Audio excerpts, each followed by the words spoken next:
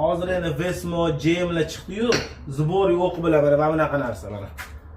Mana shunda qo'yiladi. Mana bunda uje luft bo'lmaydi. Bu zavod boshqacha chiqqan bo'ladi. Uni uje narojniy almashtirilgandan keyin ana Xitoy grantda qo'yilgan to'qqinlab qoladi. Yoki bo'lmasa ichki separatorini o'sha imini o'qqa o'tirgan joyini svarka qilib qo'yish kerak yoki bo'lmasa ilojsiz anaqa zbori qo'yish kerak. O'shanda qo'zg'alganida doq etib uradi. Ya'ni ko'rsatib o'taman mana bunaqa narsa qani. Mana. Masalan, bu o'ng tomoni bunday almashtirilganda chap tomondan xuddi shunaqa edi. Vaqt hozir yechib oldim. Mashina hozir ikkita olib kelganlar, zbori qo'yamiz. Xudo xolasa 1, 2, 3 ga yurgan edi, doq etib urmaydigan bo'ldi. Kela qo'yib tugatdik.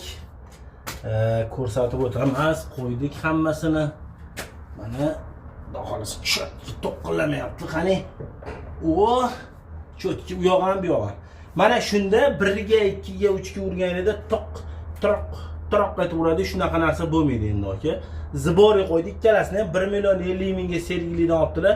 Xitoy fabrichniy originallari 2 milliondan oshiq ekan, JM'lari. JM'nikini men ko'rdim o'shanda, lekin o'sha kapropilnik chiqdi. Mana hozir qo'ydik, yaxshi bo'ldi. Xudo xolsa natija bo'ladi. Endi mana hozir haydaganlarda 1 ga 2 ga urganda o'zi burganlarda qirtillayotdi. Uje qirtillashdan tashqari boshqa qo'yib bergan taqdirimizda ham doq etib urardi.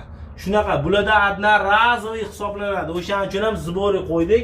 Mana hozir natijasi xudo xolisa yaxshi chiqadi. Akalar, salomat bo'lasizlar, like, podpiska bosib qo'yamiz. Mana hozir haydab o'zlari ham xudo xolisa effektini sezadilar. Akalar, omon bo'lasizlar. Cobalt mashina. Iloji bo'lsa mana shunaqa bo'lganda, avtomat bo'lsa ham mana shunaqa zbori qo'yishga harakat qilishimiz kerak. O'shanda yaxshi bo'ladi. Omon bo'lasizlar. Shunday asrab yuringlar.